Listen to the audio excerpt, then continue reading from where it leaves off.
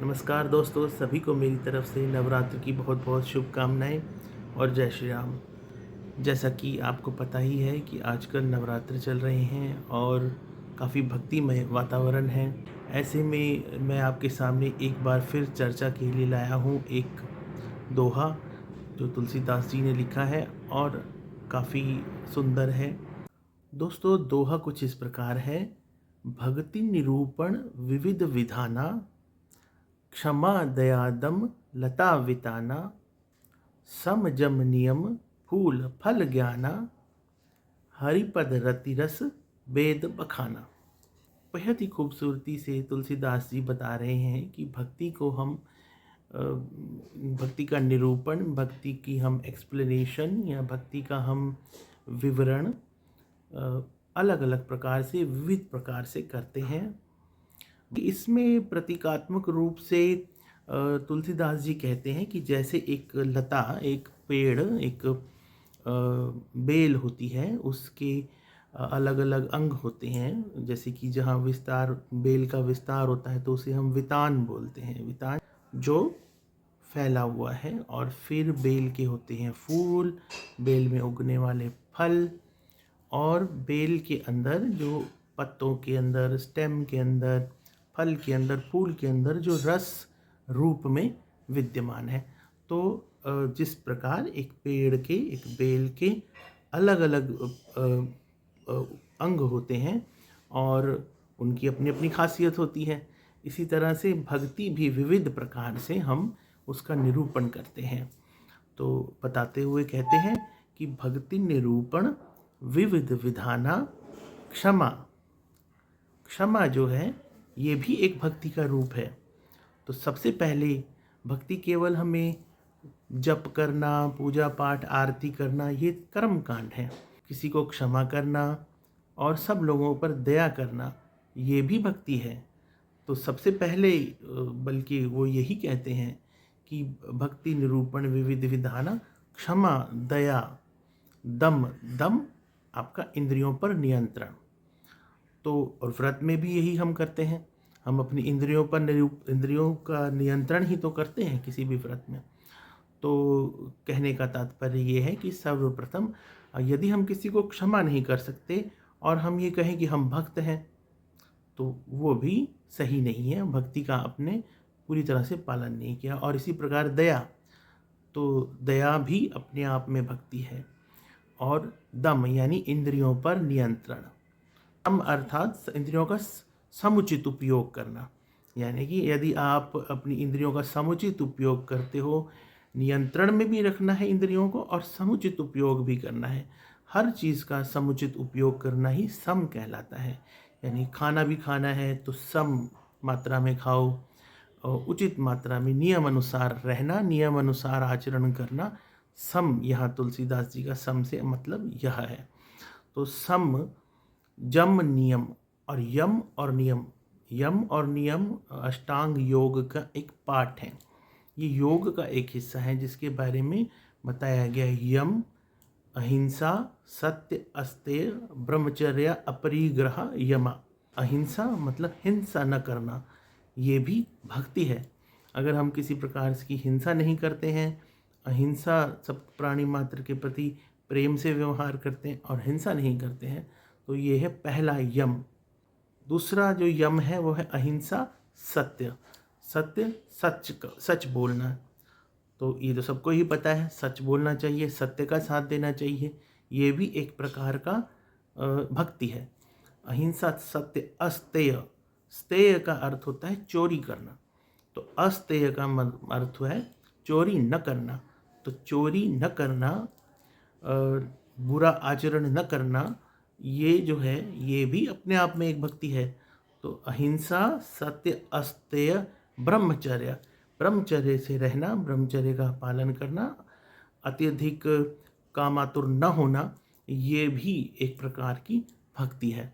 और ब्रह्मचर्य, अपरिग्रह। परिग्रह अर्थात जोड़ना। तो हमारे शास्त्र बताते हैं कि उतना ही जोड़ना चाहिए जितना आवश्यक हो। अनावश्यक रूप से संचय करना, कहीं ना कहीं दूसरे प्राणियों के लिए किसी चीज़ को कमी देना करता है। इसीलिए दूसरे लोग तो किसी को तो पानी नहीं पीने को मिल रहा, और कोई इतना पानी लेकर बैठ गया है या इतना भोजन लेकर बैठ गया है, तो वो भी ठीक नहीं है। ये भी एक प्रकार की हिंसा है और ये भक्ति नहीं है। भक्ति का अर्थ आता है सबकी चिंता करना, सबके लिए अपरिग्रह का पालन करना। उसके बाद आता है नियम। शौच, संतोष, तप, स्वाध्याय, ईश्वर, प्राणी, ध्यान, नियमा। ये नियम के अंदर 5 चीज़ें आती हैं: शौच, संतोष, तप, स्वाध्याय, ईश्वर, प्राणी, ध्यान। तो अब हम धीरे धीरे उस पॉपुलर भक्ति की तरफ बढ़ रहे हैं। तो शौच रखना, शौच यानी कि मतलब सफाई रखना, ये नियम है। ये हमारे आयुर्वेद के नियम है कि शौच रखना। तो शौच रखोगे वो भी एक प्रकार की भक्ति है, ठीक है। और ये इस शौच के बिना भी कहने का मतलब है भक्ति अधूरी है। तो सोच, संतोष रखना, संतोष जहाँ अपरिग्रह से ही मिलता जुलता है। संतोष रखना यानी कि लालच न करना, और बहुत ज़्यादा लालच नहीं करना चाहिए। अगर आप लालची हैं तो आप भक्ति नहीं कर पाएंगे, ठीक है। तो शौच, संतोष, तप करना यानी कि अपने आप को तैयार रखना कि आप किसी चीज़ के लिए त्याग कर सकते हो, अपने अंदर शक्ति पैदा कर सकते हो और तप कर सकते हो, यानी कि तपा सकते हो अपने आप को, यानी कि आप कष्ट सहने की अपने अंदर क्षमता रखना। और कष्ट सहना किसी भी चीज़ के लिए, जब आप इंद्रियों का निग्रह करोगे तो आपको थोड़ी बहुत कठिनाइयाँ भी आएंगी। तो आप उसको किस प्रकार से तप करते हो, मेहनत करते हो, मेहनत भी अर्थ है तप का। तो ये भी अगर आप मेहनत करते हो तो भी आप भक्ति करते हो। तो यानी कि अगर आप सुबह शाम अपना कर्म, अपना काम बहुत दिल लगा के करते हो और भगवान को याद करते हो तो उतना ही काफ़ी है, भक्ति उसमें भी आ गई। तो यही एक भक्ति का ढंग है। शौच, संतोष, तप। स्वाध्याय करना यानी कि अपने अंदर झांकना, अपने अंदर देखना कि हम क्या गलत कर रहे हैं, क्या सही कर रहे हैं, और भगवान को अपने अंदर ही ढूंढना। एक भी कह सकते हो कि हम जब जानेंगे कि हमारे अंदर ही जो आत्म स्वरूप है वो ही परमात्मा का एक अंश है, तो हम स्वाध्याय करें, अपनी गलतियों को रियलाइज़ करना और प्रायश्चित करना, ये सब स्वाध्याय का अंदर आ जाता है। ईश्वर प्राणिधान ये भी एक प्रकार का नियम है कि ईश्वर में विश्वास रखना, ईश्वर में प्रति आपका जो है डेडिकेशन रखना और ईश्वर के प्रति प्रेम रखना। तो ये सब जो है नियम का पाठ हो गए। तो हो गए सम, जम, नियम, फूल, ये सब हैं फूल। तो जिस प्रकार एक लता के, एक बेल के पत्ते हैं, क्षमा, दया, दम, उसी प्रकार से सम, जम, नियम ये हैं उसके फूल। और फल क्या है?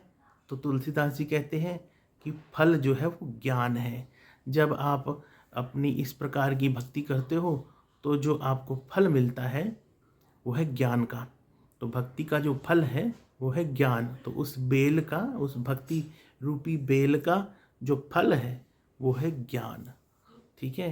तो इसी प्रकार से हरिपद रति रस वेद बखाना, अंत में कहते हैं कि भक्ति रूपी जो बेल है उसके सभी अंगों में जो रस है वो हरिपद रति है, हरिपद प्रीति है, हरि के प्रति जो प्रेम है वो उसका रस के समान है। तो जिस प्रकार से बेल के हर चीज़ का कोई ना कोई उपयोग है, उसका कोई ना कोई विशेषता है, और उसके बिना, इस प्रकार पत्तों के बिना भी बेल का कोई पत्ते नहीं होंगे तो फूल और फल कहाँ से आएंगे। इसी प्रकार से तुलसीदास जी बहुत अच्छे से ये बताते हैं कि इन सब से मिलकर ही भक्ति बनती है। तो और भक्ति का यहाँ बहुत अच्छे से उन्होंने निरूपण किया है। आप और जानना चाहते हैं या कुछ भी आपकी प्रतिक्रिया है, आप अपने लाइक और अपने कमेंट्स में उसे मेंशन कर सकते हैं। धन्यवाद।